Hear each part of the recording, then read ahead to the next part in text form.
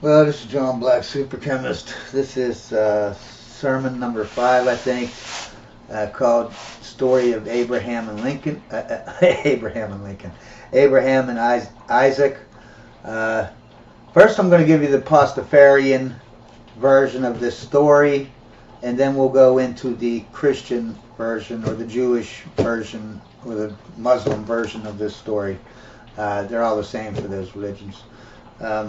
First, let's go into the Pastafarian one. Everyone knows the story about Abraham and Isaac. Abraham's the dad, Isaac is the kid. God comes and asks Abraham to kill his kid, human sacrifice him to God. So let's start out the story. So there's Abraham, he's sitting there, right? And all of a sudden, he's outside and the clouds all get all cloudy and gets dark, and all of a sudden he hears this booming voice, coming out from everywhere, saying, "This is God. I want you to, I want you to take your kid. I want you to take him up on the hill, and I want you to human sacrifice him for me." And Abraham, and the voice leaves, and Abraham collects up some rope, his knife, his dagger, and obviously his kid, right, Isaac. And so they start walking. He has this kid, this string, and this knife, and they're going for a walk. And the little kid is like, "What are we doing, man?" He says, and Abraham says, "You'll know when we get there." And then they keep walking and walking, and finally they come to this clearing, and there's this big lake, and they sit down, and Abraham starts making some string. He got a stick, he's got his string, he's making a little fishing pole, and he says, "We're going to fish today." And the little kid is like, "All right, Dad, thank you. He gives Abraham a big hug, and they start fishing and stuff, you know what I mean? They catch a couple fish. And then the clouds all come out again, and it gets all dark and everything. And you hear this booming. He hears this booming voice again coming from everywhere, and it's it's the voice saying, "It's God, man. What's your deal, Abraham? I told you to take your kid up and human sacrifice him for me in my honor, for me, my glory. What are you doing? You're here fishing." You know what I mean? Why ain't you listening to me? Why ain't you listening to God? And Abraham, starts laughing. He says, "Are you crazy? My God does not believe in human sacrifice. Okay? Why would I think that you're God just because you have this booming? Yes, you sound like God. You seem like you have the powers of God, but the one true God, the God of all gods, the real God, not a fake God, he doesn't like human sacrifice. So why would I think that you were him? What kind of fool do you take me for?" And the little boy was laughing. Even I'm a little kid, and even I know I wouldn't be tricked by that. And God never would want anyone to do any human sacrifice. And the little child is laughing because it's so ludicrous that they could be tricked into doing such an evil act in the name of a God. And then all of a sudden the clouds go away. No more booming voice. The sun comes out, so they start fishing back, doing their fishing, you know what I mean? Little boy gives him a hug. "Oh, I love you, Dad. Thanks for taking me fishing. Thanks for not being a piece of garbage. Letting that voice trick you into human sacrificing me. Thank you for having morals." You know what I mean?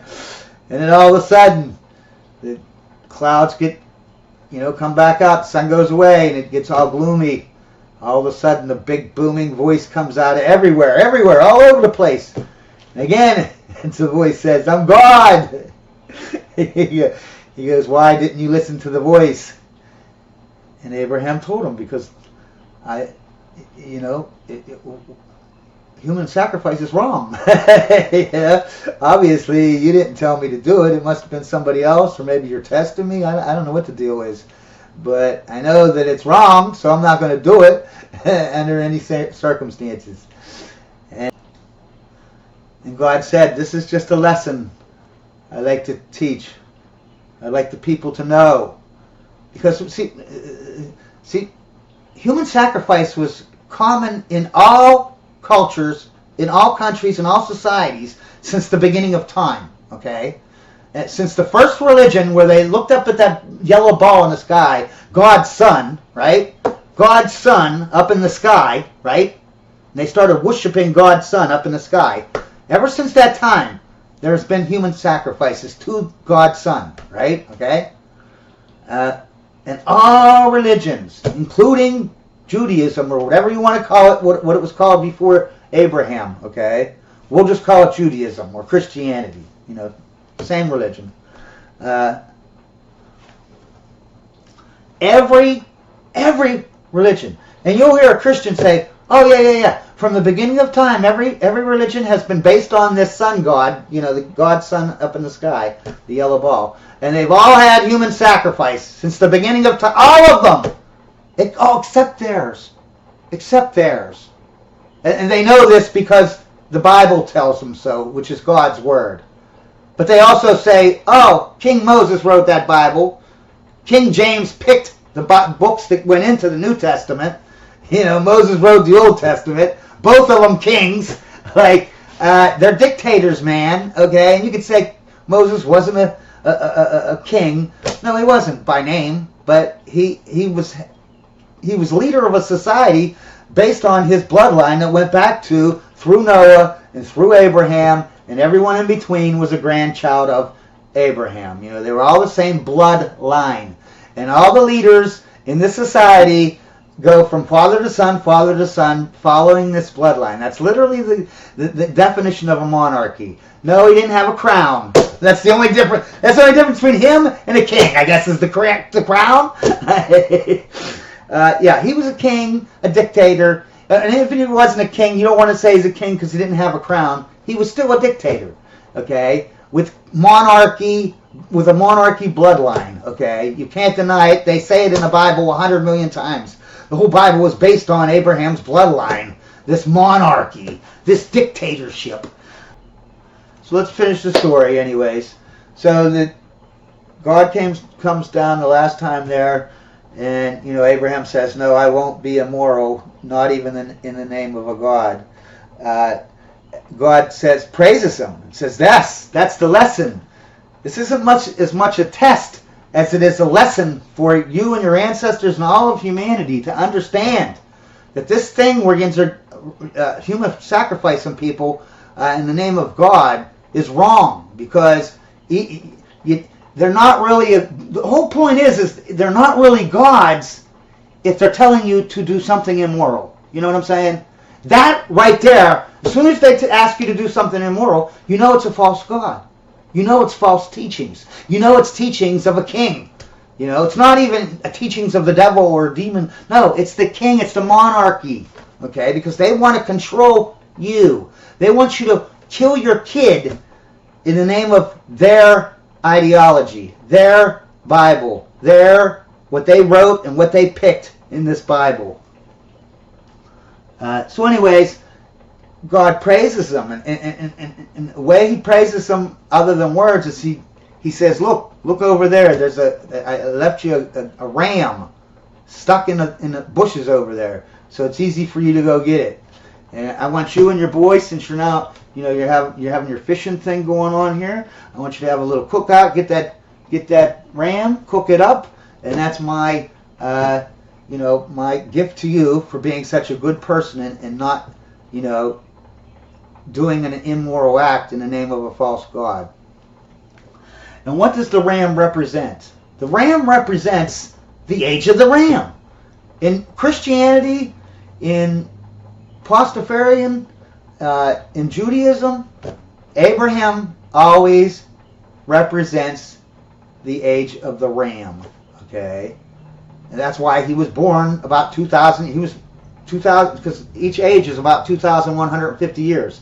So he was born about 2,000 years before Jesus. Because he was the age of the ram, Adam and Eve was age of the bull or the Taurus, and Jesus is the age of the fish, the Pisces. That's why they always have them associated with the fish. That's why, it's all astrological, you know what I mean? That's why I have the videos called, Is Christianity Based on a Pagan Religion? Yes, it is. You know what I mean? And that's why I have that video series called, Christianity is based on human sacrifice. It always was, and it always will be. They try to change it and lie about it, but even today it's based on God, human sacrificing his only begotten Son, right? He sends down his Son so that he didn't do the human sacrifice. We did the human sacrifice, but he gave him to us, right? He sent his only begotten Son so that we can human sacrifice him, so that we don't have to do any more because human sacrifice was so rampant in Judaism and all the other religions that Jesus had to come down so that we can get an uber. His soul is so pure that it's equal to billion, trillion, zillion, infinitive number of souls. So you never have to do a regular human sacrifice again, because if you human sacrifice Jesus, right, with his uber, mega, pure soul, you'll never have to human sacrifice anyone ever again. That's what the religion's based on. Christianity, Judaism.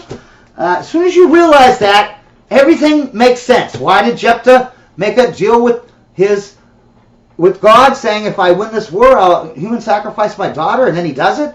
And it says in the Bible, God helped him win the war after he made this deal with them. Why? Because God can't, he loves human sacrifice in these religions. They just tried to phase it out. The crazy, you know what I mean? God doesn't test people, okay? These stories in the Bible, that the king took and warped and twisted around, originally they're lessons, okay?